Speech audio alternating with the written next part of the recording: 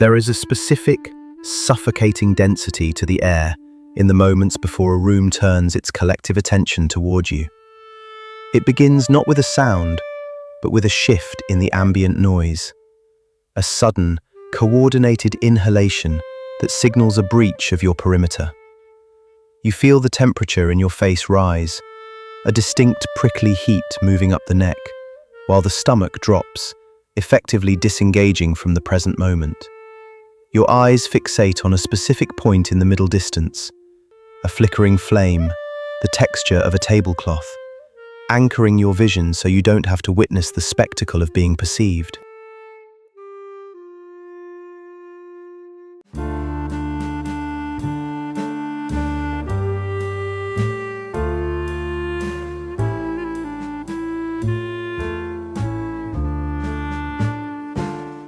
Muscles in the jaw lock into a reflexive, socially mandated shape that mimics gratitude, but underneath the skin, the nervous system has shifted into a low-grade freeze state. It is a suspension of animation. You are waiting for the ritual to end, managing the seconds by counting them down, regulating your breathing to match the cadence of the noise around you. It feels less like a celebration of existence and more like a sudden, unpaid demand for performance. This is not shyness. It is not simple introversion or a lack of sentimentality. It is a visceral recoil from the spotlight that feels biologically unsafe. The body registers the collective gaze, not as warmth, but as an overwhelming influx of sensory data that you cannot process in real time. You endure the attention like a minor medical procedure, waiting for the permission to fade back into the safety of the background. But even when the noise stops and the room resets, the internal alarm does not immediately deactivate. There is a lingering vibration in the chest, a subtle somatic question that remains unanswered. Why does an acknowledgement of your life feel so much like a threat to your survival? The external world possesses a limited vocabulary for refusals of joy. Because the ritual of celebration is codified as universally positive, your withdrawal is almost instantly misdiagnosed. Friends and family tend to categorize this avoidance through a lens of their own emotional deficits rather than your internal reality. They label it humility. They call you low maintenance or selfless. In more frustrated moments, the labels shift toward difficult, aloof, or cynical. They assume you have simply outgrown the need for attention, or worse, that you are judging them for their attachment to it. There is a pervasive social assumption that the refusal of a gift is an act of aggression.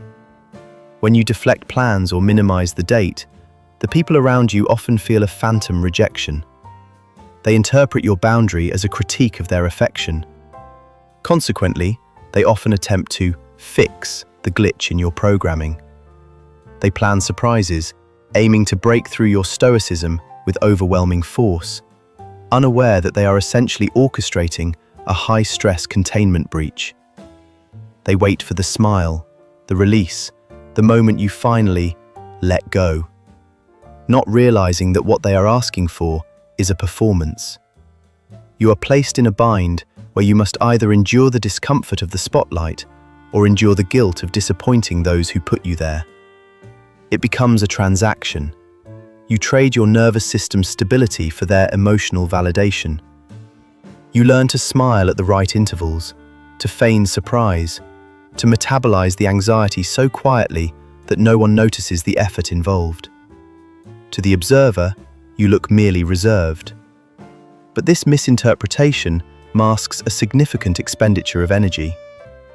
While they see a person who simply prefers a quiet night in, they miss the machinery churning beneath the surface, the massive metabolic cost required to suppress a flight response while everyone else is clapping. The exhaustion is not acute, it is cumulative. It does not hit you solely on the day in question, but begins weeks in advance, manifesting as a background hum of apprehension. This is the fatigue of anticipatory regulation. You find yourself scanning your environment for leaks, monitoring conversations, checking calendars, subtly redirecting topics to ensure the date passes without detection. This is not passive avoidance. It is an active, high-calorie tactical operation. You are spending vital energy merely to maintain a baseline of neutrality. Underneath this vigilance lies a more corrosive dynamic: the economics of emotional debt. For the neurotypical mind, attention is a resource to be gathered. For you, unbidden attention is a debt to be repaid. When the world focuses on you, it feels less like a gift and more like an invoice. A celebration creates an immediate, unspoken obligation to perform gratitude, to demonstrate joy, and to validate the giver's effort. If the internal mechanism for that joy is offline or jammed, you must synthesize it. Synthesizing emotion requires a massive expenditure of cognitive resources. You are manually operating facial muscles, pitch shifting your voice, and managing body language to match the expectations of the room. This is heavy emotional labor. It creates a dissonance between the internal reality, which may be flat, anxious, or numb, and the external avatar you are projecting. This gap requires constant bridging, and the materials for that bridge are your own dopamine reserves. Over time, this cycle creates a chronic internal erosion. You enter a state of social hibernation, a recovery period where the nervous system attempts to discharge the excess stimulation. You begin to view connection through the lens of cost-benefit analysis. You shrink your footprint. You withhold information. You become vague about your life. Not because you are secretive, but because every piece of information shared is a potential hook that could drag you back into the spotlight. You are conserving yourself. The heavy, leaden feeling in your chest is not sadness. It is the feeling of a battery that has lost its ability to hold a full charge, because it is constantly being drained by the demands of performance. This depletion is not a malfunction. It is the calculated cost of a system running on emergency power, designed to protect something fragile. At the core of this aversion lies a fundamental miscalibration in the brain's threat detection system, specifically regarding how the nervous system interprets the concept of visibility. In a securely attached neurotypical development, early exposure to attention is paired with co-regulation, the feeling that being seen leads to being soothed, understood, or cared for. The brain maps the gaze of others to a release of oxytocin and dopamine, reinforcing the social engagement system. The spotlight is codified as warmth. However, for those who recoil from celebration, the neural architecture has often been wired differently. At some critical juncture in your developmental history, being seen was decoupled from being safe. Attention may have been linked to performance demands, invasive scrutiny, or emotional volatility. Consequently, your amygdala, the brain's alarm bell, does not categorize a room full of people singing your name as a social bonding event. It categorizes it as a high-stakes surveillance situation. When the attention shifts to you, your brain detects a breach of camouflage. For a nervous system adapted to survive by remaining unnoticed, visibility is synonymous with vulnerability. The biological imperative shifts immediately from social engagement, the ventral vagal state, to mobilization or immobilization, sympathetic or dorsal vagal states. You are not merely uncomfortable, you are experiencing a biological prediction error. The environment signals safety and love, but your internal somatic map signals exposure and danger. This dissonance creates a massive cognitive load. Your logical mind understands that the cake and the gifts are benign, but your autonomic nervous system is flooding your bloodstream with cortisol and adrenaline, preparing you to fight or flee. You are effectively trapped in a crossfire between your neocortex, which is trying to be polite, and your brainstem, which is trying to survive. This is why the smile feels stiff and the gratitude feels performative. You are manually overriding a survival reflex. The mechanism is elegant in its own way. It is designed to minimize the surface area of the self to avoid targeting. It protects you by keeping you small, quiet, and manageable. But this protection comes with a significant lag time. The system is reacting to a threat landscape that likely no longer exists. It is treating the affection of friends as if it were the judgment of a ghost. And this raises the critical, unanswered question. If the danger has passed, why does the body refuse to update its threat assessment? This is not modesty, it is threat management. You have likely constructed an identity around being low maintenance, telling yourself and others that you simply don't need much. You view your lack of demands as a virtue, a sign of maturity or independence. But this narrative is a convenient cover story for a much deeper, more primal operation. You are not a person who dislikes celebration. You are a person with a structural intolerance for uncurated variables. The birthday ritual is, by definition, a loss of control. It is a moment where the script is handed to others, where the timing, volume, and intensity of the interaction are dictated by external forces. For a nervous system that relies on prediction to feel safe, this surrender of agency is intolerable. Therefore, your avoidance is not a preference for simplicity. It is a desperate attempt to maintain the perimeter of your own autonomy. You are not shunning attention. You are regulating input. You are operating like a feverish gatekeeper, barring the doors to prevent the system from overheating. This behavior is not a flaw in your character. It is a highly successful adaptation. It worked. It kept you safe in environments where being seen was dangerous, or where your emotional needs were ignored. You learned that the only way to guarantee stability was to generate it yourself, in isolation. However, this creates a profound internal fracture. You have become so efficient at protecting the self that you have walled it off completely. The low maintenance label is the cage you built to keep the animal inside you from getting hurt. You are safe, yes, but you are also hermetically sealed. The mechanism that keeps the threat out also keeps the nourishment out, leaving you in a state of starvation that you have mistaken for independence. This recoil is not limited to a single day on the calendar. The birthday is merely the loudest, most ritualized symptom of a pervasive operating system that governs how you navigate the world. Once you identify the mechanism, the equation that visibility equals liability, you will see it running in the background of almost every interaction you have. Consider your professional life. When you execute a task with excellence and the spotlight turns toward you, your instinct is not to bask in the recognition, but to diffuse it. You deflect praise with a reflex speed that borders on aggressive. You quickly attribute success to the team, to luck, or to circumstance. You might frame this as professional humility, but internally, it is damage control. To accept the credit is to accept the weight of expectation. If you are seen as exceptional today, you must be exceptional tomorrow. And that creates a maintenance cost you are not willing to pay. You prefer the safety of competence, being good enough to be employed, but quiet enough to be left alone.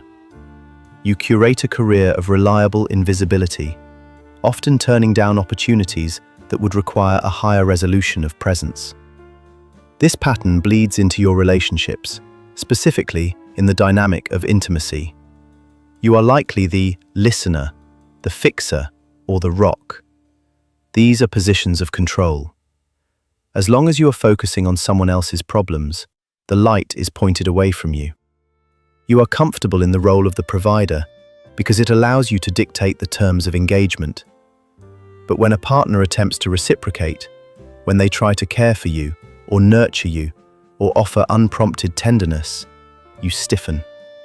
It feels cloying. It feels suffocating. You may find yourself picking a fight or withdrawing physically, creating a necessary distance to let your nervous system reset. You cannot tolerate being the object of care, because care implies a lack of agency. To be held is to be incapacitated. Consider how you handle your own needs. When you are sick, injured, or in a crisis, you likely vanish. You do not reach out, you go underground. You view your own suffering as a private administrative task to be handled in silence. The idea of someone worrying about you induces a spike of anxiety sharper than the pain itself. You would rather endure a fever alone in the dark than endure the ordeal of being nursed. You view help not as relief, but as a debt. If someone brings you soup, you immediately calculate the repayment required to clear the ledger. You are hyper-independent, not because you are strong, but because you are risk-averse. You are terrified of the interest rates attached to human kindness. Even in casual, low-stakes interactions, the pattern holds. If a stranger pays for your coffee, you are not delighted. You are unsettled. If a friend gives you a gift just because, you feel a flash of irritation masked as gratitude. You are constantly monitoring the balance sheet of social exchange, ensuring you never owe anyone anything, because in your internal logic, debt is a form of captivity. You pay your way, you drive yourself, you handle it. You ensure that no one ever has a claim on you. This is the sprawling architecture of your survival strategy. You have built a life that functions like a fortress. The walls are made of competence, humor, and self-reliance. They are designed to keep the world at a manageable distance, to filter out the chaos of human connection before it can touch the soft tissue of your inner self. You have succeeded in creating a controlled environment. But looking at the blueprint now, you must acknowledge what this structure actually is. It is not a home. It is a bunker. And you have been down there for a very long time. The ultimate price of this survival strategy is not isolation, but atrophy. By relentlessly prioritizing safety over connection, you have created a closed-loop system that is slowly starving itself. The mechanism you installed to filter out the threat of attention acts indiscriminately. It does not possess the nuance to distinguish between invasive scrutiny and genuine nourishment. To keep the bad out, you had to make the walls impermeable. Consequently, the good cannot get in. Over time, this results in a specific form of emotional malnutrition. You may be highly functional, successful, and socially competent, yet you likely experience a persistent internal hollowness. You have become efficient at the mechanics of living, while losing the ability to actually feel the life you are maintaining. You can metabolize stress, you can metabolize work, and you can metabolize logic, but you have lost the enzymatic ability to metabolize joy. When affection is offered, it sits on the surface of your psyche like oil on water, unable to penetrate, unable to be absorbed. You see it, you acknowledge it, but you do not feel it. The external cost is equally severe, though often quieter. The people around you eventually stop trying to scale the wall. They do not leave because they dislike you. They retreat because the human nervous system requires reciprocity to sustain a bond. When you constantly deflect, minimize, and regulate their attempts at connection, you are sending a biological signal of rejection. Slowly, the invitations stop. The check-ins become less frequent. The surprises end. You get exactly what you wanted: autonomy, silence, and total control, only to discover that the peace you fought for feels indistinguishable from abandonment. You have engineered a life where you are perfectly safe from the risks of being loved. You have eliminated the variable of other people's unpredictable emotions. You have balanced the ledger so perfectly that you owe nothing to anyone. But in doing so, you have calcified the self. The tragedy is not that the world is too loud, but that your receiver has been turned off for so long that even if you wanted to listen now, you might only hear static. You survived the threat, but you are killing the host. The calendar turns, the notifications cease, the phone goes silent. You feel the familiar, cool wash of relief as the nervous system downregulates, returning to its preferred baseline of invisibility. You have successfully navigated the obstacle. The perimeter is secure. You are back in control. But in the absolute stillness that follows, when the defense mechanisms have nothing left to fight, You are left alone with the architecture you have built. You look at the walls that keep the chaos out, and for the first time, you may recognize the stark, cold reality of your position. The silence is not peaceful, it is sterile. The safety you prize so highly is static. It preserves you, perfectly and chemically, but it prevents you from becoming anything new. There is no simple, cognitive way to dismantle this. You cannot merely decide to enjoy the spotlight, nor can you willpower your way into vulnerability. The neural pathways of survival are deep, reinforced by decades of successful avoidance. But you are now in possession of a dangerous piece of information. You know that the danger is not out there, in the singing, the cake, or the gifts. The danger is in the rigidity of your own shield. You are standing behind a door that is locked from the inside. The hand on the bolt is yours. The question that remains, vibrating in the quiet room, is not whether you are capable of opening it. The question is whether you can tolerate the terrifying, raw, and uncontrolled sensation of finally letting yourself be found.